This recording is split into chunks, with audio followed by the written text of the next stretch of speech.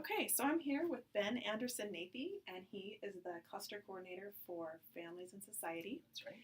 And I'm going to just ask him some questions about that cluster to help those of you who are taking this class for that cluster make more connections between your service work and the goals of the learning goals of the cluster. So, Great. Thank you, Ben. You bet. So the first question is, what should somebody who's taken Families and Society courses know or be able to do after having taken those courses?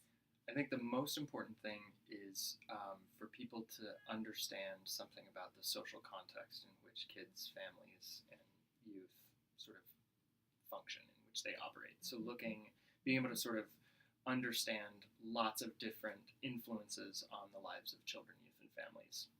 That might be social policy, that might be examples of institutions like schools and social service organizations that people come in contact with. And that might also be sort of a historical perspective. How have families changed? How have families evolved? How have the ideas of childhood changed? We now have an idea of childhood being a period of innocence. 150 years ago, childhood was a period of productivity. And so how did those sorts of things shift and change over time? We hope that our students walk out of our cluster with some deeper appreciation of this idea of context.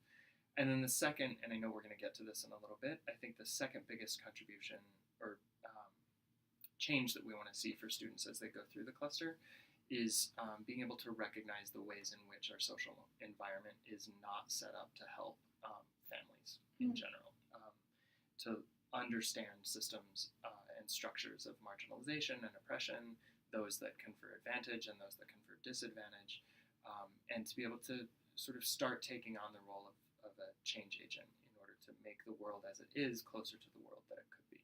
Oh, okay. So you alluded to the next question, so I'm going to stop this taping and we'll get to the next question.